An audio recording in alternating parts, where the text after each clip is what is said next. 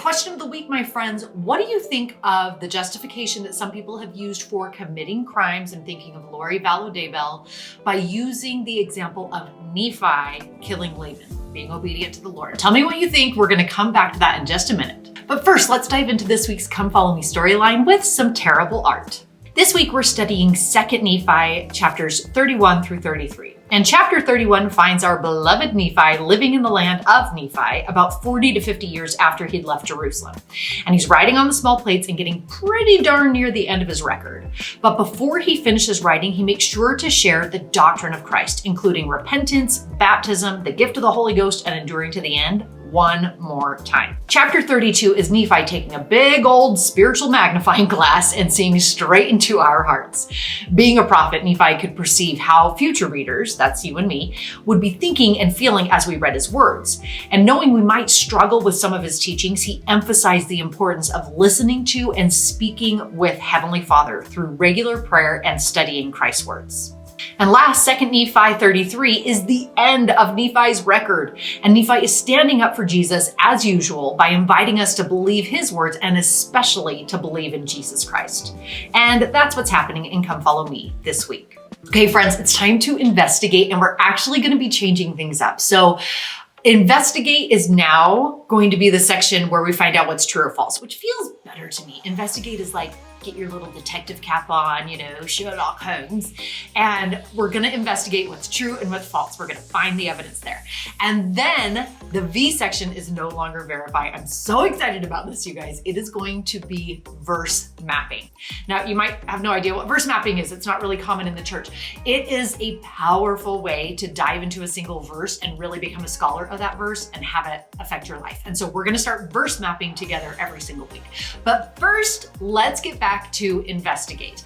And the claim I want to investigate is that one I mentioned at the beginning is, do we ever have an excuse for committing a crime? Like, could Lori Vallow Daybell really excuse her horrendous actions by saying, well, Nephi was told by an angel to kill Laban? Let's dive into that, because I know it's wrong. I know it's false, but I can't tell you why. So let's look at the source of this rumor and also why it's obviously false, but I can't tell you why yet. Okay, so let's talk about the source of this rumor, which, by the way, I hate even talking about this Lori Vallow Daybell case, but I do think that enough people have been deceived by thinking they're receiving revelation from God that we do need to talk about it. So let's go back to 2 Nephi chapter 33, 15. And this is Nephi's last words. He says, "Thus hath the Lord commanded me, and I must obey." Amen. And that is just the perfect exclamation point on Nephi's life. Like, when the Lord commands, even if it means killing Laban, he obeys. And so let's do a little research to find out about those who have used Nephi's obedience, especially in killing Laban, as an excuse for their sins. Like, they pretend like, oh, I was prompted by the Spirit to do this thing, therefore it's right, even if it's against the commandments. So I'm going to pull up the amazing website Fair Latter-day Saints, because I know that they do a great job on researching on things like this. And wouldn't you know it, they have an article on this very topic. So scrolling through here, they're making some really great points about why Nephi was justified in killing Laban. And a couple that are sticking out are that, number one, Nephi's a future prophet and has been commanded by the current prophet, his dad, to get these plates. And number two, he was commanded by an angel to go back to Jerusalem and was told that Laban and the plates were going to be delivered into his hands. So it seems like receiving a commandment from the living prophet, which is then confirmed by an angel, are pretty good signs that what you're about to do is what God wants you to do. And we can know for certain that Lori Vallow Daybell or anyone else who is breaking the commandments to do evil things is not receiving direct commands from the prophet or from an angel. Now, this reminds me actually of a talk that Elder Renlund gave, so I'm going to go to that. It's from the October 2022 General Conference, and he said some really awesome things in this talk about receiving revelation. So you'll probably remember this talk. He was talking about airplanes, and it wasn't Elder Uchtdorf, shocker. But he mentioned that we need to understand the framework of receiving personal revelation, because if we don't, we can be deceived. And then I love this part. He says that in regards to personal revelation, we need to take off and land in our appointed runway. You and I cannot just receive revelation to break the commandment, thou shalt not kill, all on our own. That is not our runway. And so are people justified in breaking commandments based on the story about Nephi's obedience in killing Laban? No, they are not. Unless we have received instruction from a prophet and had it verified by an angel, then it's time to back up and make sure that we are not being deceived. Okay, now it is time to verse map, and I'm so pumped for this. I made a video that explains verse mapping in detail. We're gonna do it together, but if you still feel confused, watch this video here. I'll link it in the description. But this explains exactly how verse mapping works, but we're also gonna walk through it together, and I'm so excited for this. You guys are gonna love it. All right, if you want to use the same verse mapping journal that I've got here, make sure to grab your copy at the link in the description, or you can always just use a blank piece of paper if that's easier. So today I'm feeling like we should verse map 2 Nephi chapter 32 verse 3, which is one that we have all heard a bajillion times, but I bet we can still learn something new from it. So the first thing we're going to do is find out the context, and this adds so much richness to our study. So I am looking back at my scriptures, and I'm actually going to pull out my copy of A New Approach to Studying the Book of Mormon, just to make sure I'm getting this right. And I'm going to put here that Nephi is talking to you and me, and it's near the end of his record on the small plates, and he's writing because he knows that you and I are going to be wondering what to do after we've entered the covenant path. And this context immediately helps me realize that, number one, this is for me, right? I need to pay attention. And number two, this is the end of Nephi's writing, and so he is sharing what matters most. So I have got immediate buy-in on this verse.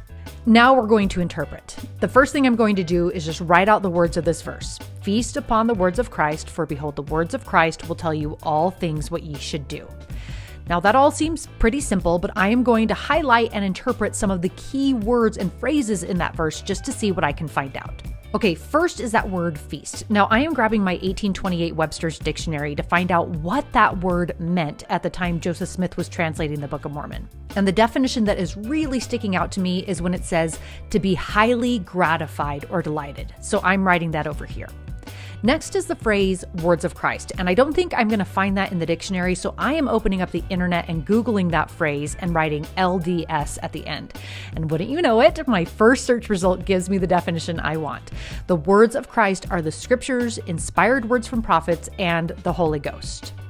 Next is the word tell, and we're going back to the 1828 dictionary. Tell means to teach, to make known. No big surprise there, but at least we've checked it. And last is the word should. And I find this interesting. Should here is being defined as more than something that would be nice to do. It's something that is a duty or obligation. And so I'm moving on to the next page, which is the apply section, and we are using the sword method here. And again, I explain this all in detail in the verse mapping video in the description. And the first part of the sword method is point. So what was the point of this verse? Why was it included in the scriptural record? Well, based on that verse mapping I did, I would say that Heavenly Father wants me to find a way to make my scripture study, both ancient and modern scripture, to feel delightful. And maybe for me, that means I don't sit down and read. I go for a walk and I listen to the scriptures. Or maybe I listen to a favorite podcast to kind of get me started and then I read on my own. Or maybe I doodle or I journal or whatever. I just need to figure out what will make it personally delightful. And then the second part is that I need to be prepared to act. It's an obligation. It's a duty to act when I learn from those words of Christ. Now, next is personal. What does this have to do with me? How am I doing at living this principle? Well, I'm realizing that as I read, I need to be prepared to act. I usually just read and I'm like, oh, that felt so nice, but I need to be more action focused.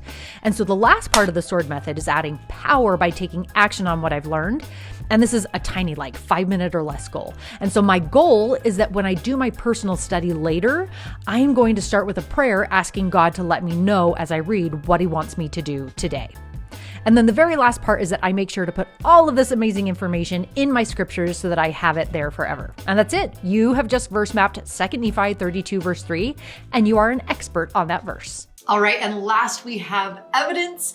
This evidence is so cool, you guys. Grab your scriptures. We are going to be in 2 Nephi chapter 31. So in 2 Nephi 31, Nephi uses an ancient writing technique called inclusio. That sounds like Francisco. That's what it sounds like, Francisco. So, but it's inclusio. It's called envelope structure. And so what inclusio is basically, it is when an author introduces an idea, they talk about the idea, and then they show that it's the end of them talking about it by mentioning it again. So you have introduction, discussion, and conclusion, basically. It's an envelope for that topic that's in the middle. And wouldn't you know it, Nephi uses inclusio near the end of his writings. So 2 Nephi 31, let's all head there. And in 2 Nephi 31 verse 2, Nephi says that he's going to share, quote, a few words concerning the doctrine of Christ. So that's the beginning of the envelope. He introduces the topic. Then in verse 3 through 10, he teaches the doctrine of Christ. He talks about baptism and repentance and the gift of the Holy Ghost and enduring to the end, right? And then to finish or bracket off this inclusio, he states in verse 21, this is the doctrine of Christ. So he introduced the topic, he discussed it, and then he finished off that envelope by saying again what he said at the beginning, this is the doctrine of Christ. Now, do you think, is it even possible that Joseph Smith would have just accidentally included inclusio? No, it's not. Because did you know about inclusio? No. Did I? No, not until I studied this. You guys, inclusio is just one of many, many evidences that Joseph Smith did not make this up. Now, are you still a little bit confused on how we did that verse mapping? Make sure to check out this video that explains exactly how to do verse mapping. You can do this all on your own if you want to, or you can come back and do this with me every single week. We are going to be verse mapping together, one verse from Come Follow Me every single week, and I hope you'll join me.